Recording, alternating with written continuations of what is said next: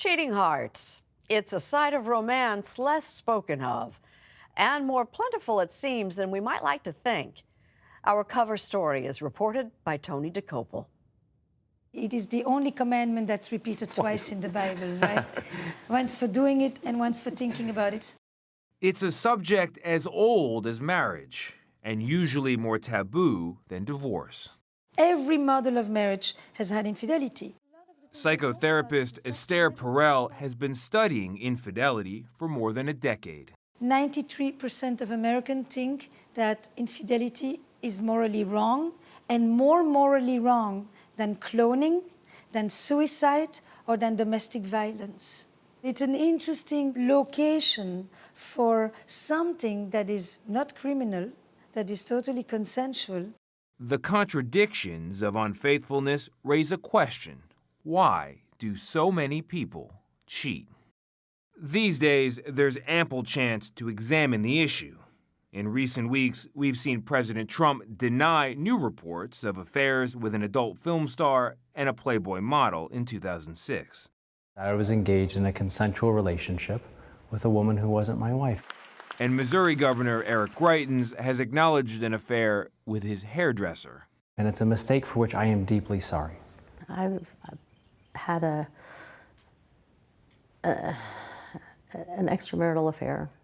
While Nashville Mayor Megan Barry has apologized for sleeping with her bodyguard. And I am deeply sorry for that. Which makes her part of a trend.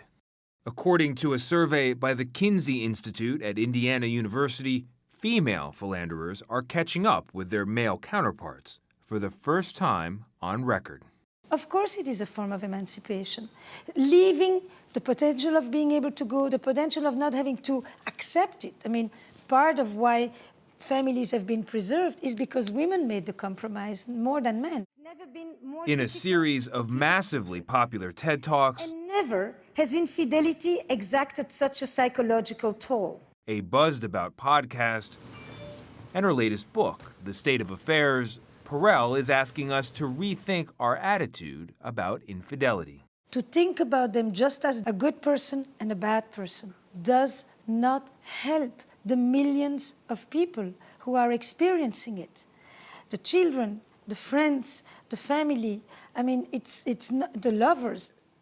I can't blame him and I can't blame me. I mean, it's 50-50. We just didn't like each other. We got to a point that we just didn't like each other anymore. Christy is a mother of two who asked that we not use her real name or reveal where she lives, but allowed us to show her face. I was not looking for love, was not looking to leave my husband, was just looking for companionship. Like many women, she resolved to stay in an unhappy marriage for the sake of her kids, until one night a few years ago when she also resolved to stray. I was sitting on the bed, and he said something to me very disrespectful, very hurtful, I don't remember what, and I just snapped. I pulled my phone out, and I went to my phone, and I said, "Women looking for men to have affairs with." She ended up on Ashley Madison, a website that helps men and women pursue what's known as married dating. Yes, married dating. Who came up with this term? I think it's been around a long time.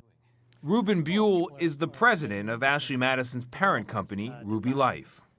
After a damaging leak of user names in 2015, he says the site is booming, with 20,000 new members a day. A lot of this came out of singles dating, where you were on single sites, but 30+% of the people on the site were married. So somebody took a category and created Ashley Madison. It almost sounds like you felt, I don't know, like a teenager again. Yes, I got giddy, I fell for him. I really did. We actually were calling each other girlfriend and boyfriend, even though we were married. He was my boyfriend, I was his girlfriend. What was it like after all those years of not having any to having some again? Wow. But sex is far from the only reason that people cheat, says Esther Perel. And cheating doesn't always mean a troubled relationship either. Affairs happen in good marriages, in bad marriages, young, old, straight, gay, you name it. When people go to look elsewhere, they're not so much wanting to leave the person that they are with, but they want to leave the person that they have become. They want to go back to who they might have been. Or never were and never got to explore. Worldwide, the one word that people would keep coming back to when I would say, what is it you're feeling? Alive. I was so depressed, I didn't want to get out of bed every day. And I had to because somebody had to in the house, and I was it. And now? Oh, no, I like getting up, yeah. You know, I have something to look forward to. Daphne, who did not want us to use her real name or show her face, never thought she'd have an affair.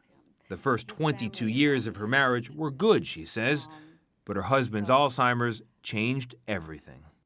The man that I stood up in front of everybody and promised to love forever no longer exists. Daphne is committed to caring for the man she married for the rest of his life. But the 56-year-old decided in order to live her life, she needed to date again. 6 months ago, she met her boyfriend on Ashley Madison. How did your moral thinking change? It's not me, well, now it is. I wasn't going to be able to continue taking care of my husband if I didn't have some fun. How do you mean? Well, because I was impatient with him, I cried, I was just angry. And now I'm much more patient with him. I don't get angry. I'm a better wife now than I was. And consider this, infidelity may just be nature's way. You can love more than one person, bottom line. But why? Why would that be helpful to survival? Well, I wondered that too, and so I studied adultery in 42 cultures. What do they all have in common? They all fall in love, they all marry, and they all are adulterous. Not everybody's adulterous, but in every single culture that I've looked at, there's some people who are adulterous, which made me have to wonder why.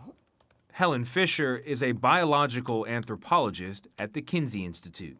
Let's go back a million years. A man has one wife and has 2 children. But if he occasionally goes over the hill and sleeps with another woman and has 2 extra children, he's doubled the amount of DNA he is sent into tomorrow. So adultery made it more likely that any given gene pool would continue. Yes.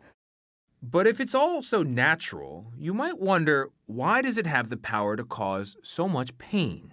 It is the ultimate breach of the romantic ideal. It is the shattering of the grand ambition of love.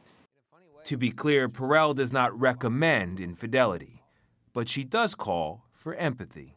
We do not claim moral superiority just because we haven't cheated, when we have been neglecting, when we've been married to our jobs, married to the bottle, and just because we haven't had sex with somebody else, we think we are the mature and the committed and the superior.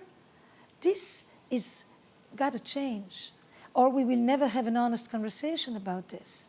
Christy, for her part, was forced into an honest conversation with her husband after he read text messages from her lover.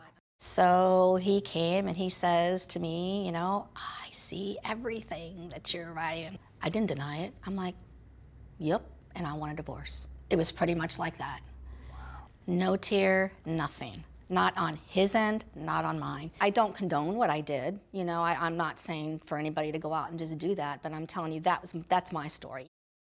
Which cleared the way for Christy and her now divorced boyfriend to no longer hide their secret. Last year in Las Vegas, they were married. How did it feel saying those vows again? Great, it was like, and I know it's forever. I know it's forever.